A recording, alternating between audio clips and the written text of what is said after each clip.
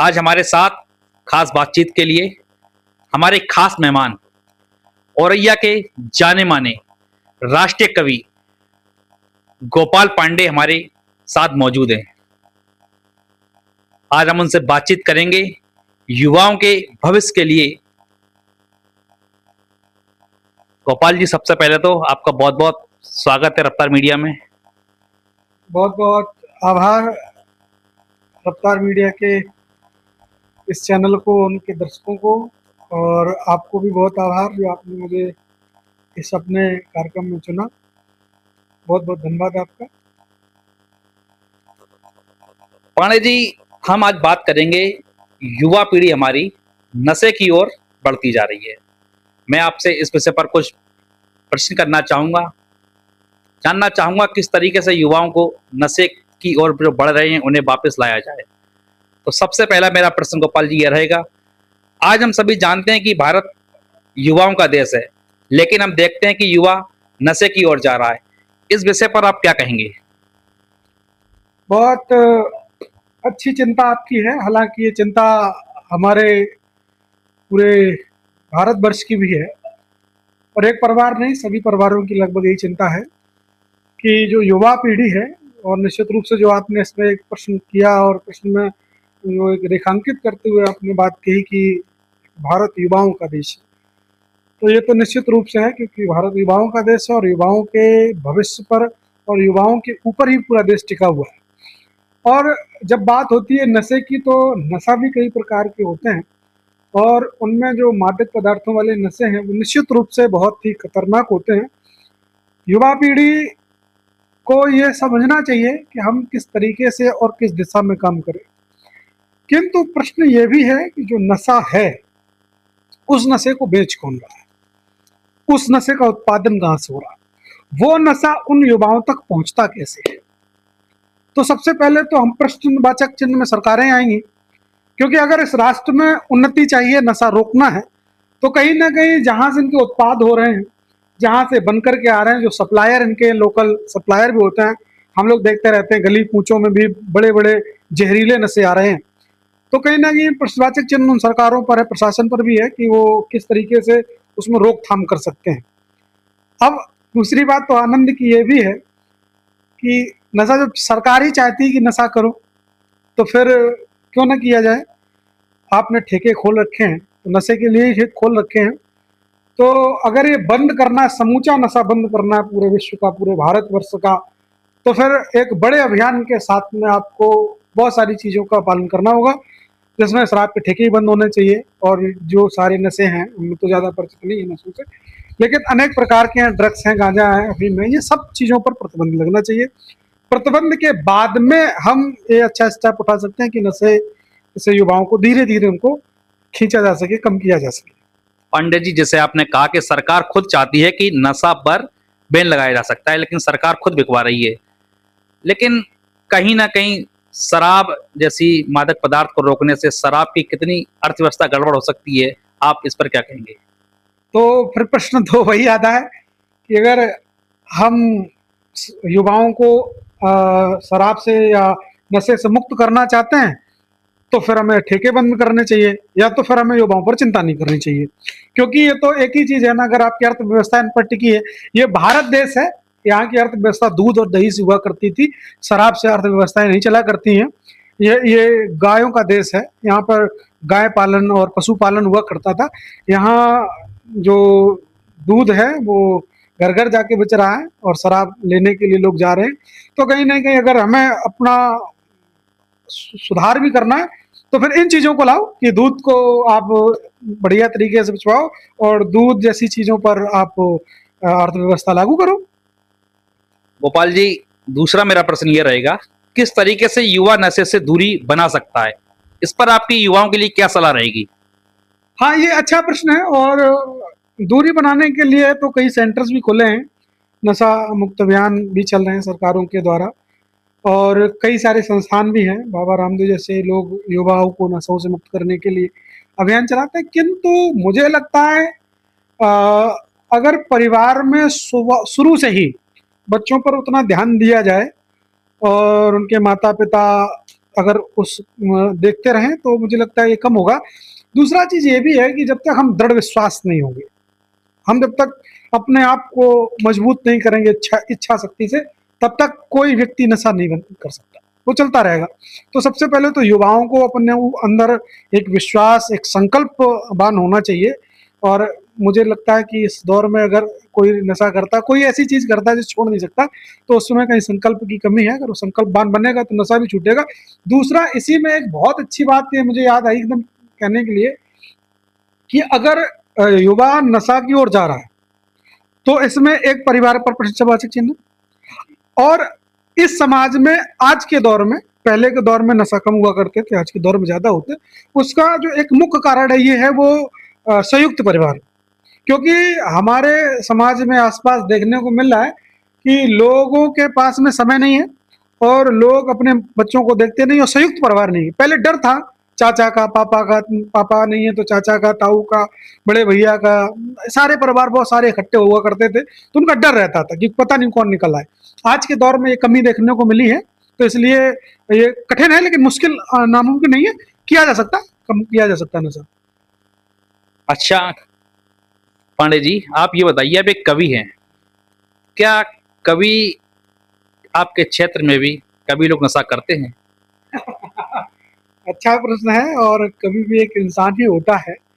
और हालांकि ये हम कह सकते हैं कि हमारे कवि कुनबे में, हमारे कवि परिवार में लोग कम हैं जो नशा करते हैं।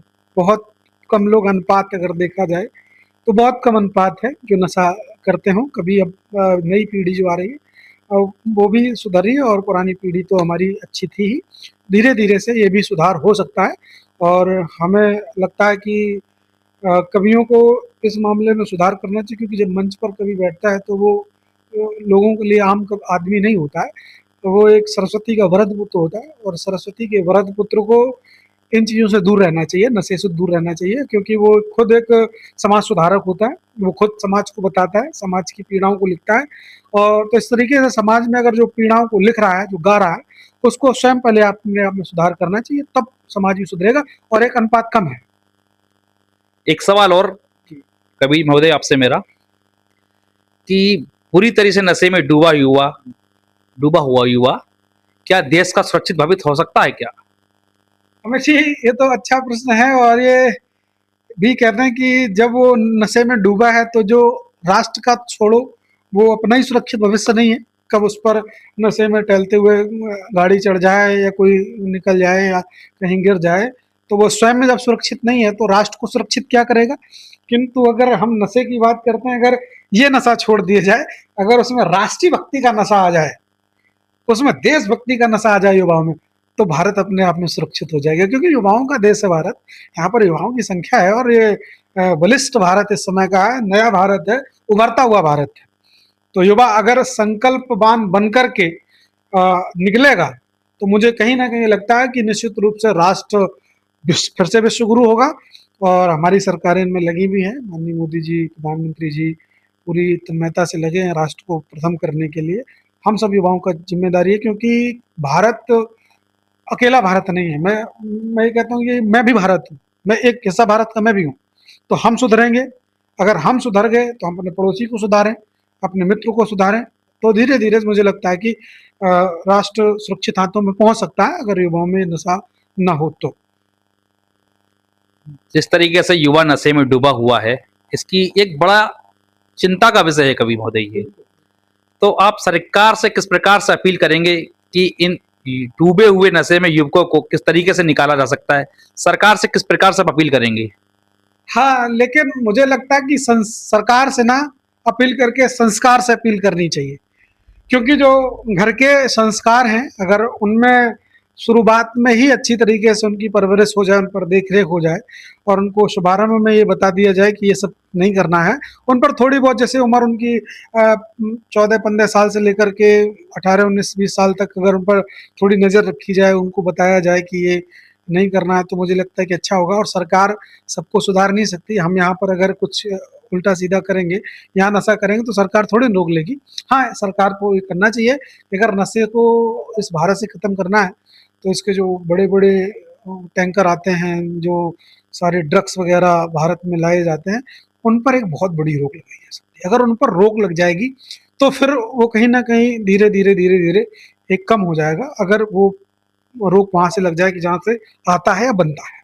तो फिर सरकार से यही निवेदन है कि अगर इस राष्ट्र को बलिष्ठ करना है, बुद्धिमान करना है, ज्ञानवान करना है, तो फिर नसों पर जो भी आप अर्थव्यवस्था पर टिके, उनको अपनी अर्थव्यवस्थाएँ बदलनी पड़ेंगी। अपनी अर्थव्यवस्थाएँ शराब से हटा करके दूध पर लानी पड़ेंगी, तभी राष्ट्र को सुरक्षित हाथों में पहुँचाया जा सकता है। कभी महोदय, जिस तरीके से युवा नशे में डूबा हुआ है, तो आप युवाओं को क्या संदेश देना चाहेंगे? किस तरीके से वो देश के भविष्य को सुरक्षित रखें और स्वयं नशे से निकल कर बाहर आएँ? आप इस पर क्या कहेंगे?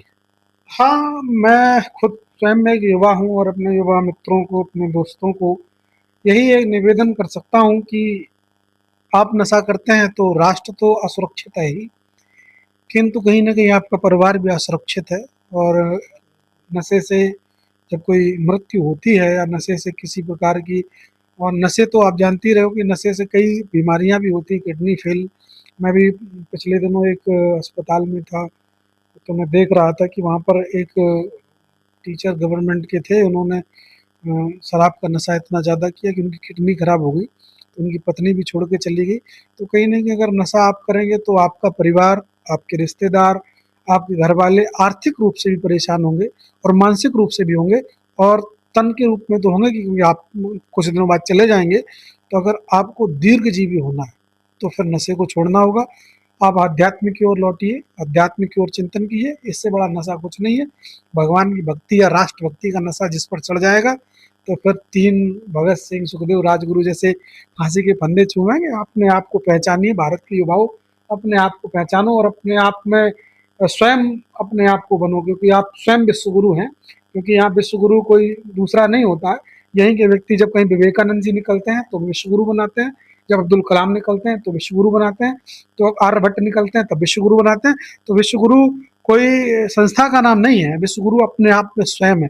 एक व्यक्ति जाकर के जब बाहर जाकर के अपनी प्रतिभा का प्रदर्शन करता है, उससे राष्ट्र का नाम होता है, और राष्ट्र से ही उन्नति होती है। फिर पता चलता है कि भारत राष्ट्र है और इस राष्ट्र के युवा ऐसे हैं, तब भारत विश्वगुरु बनता है।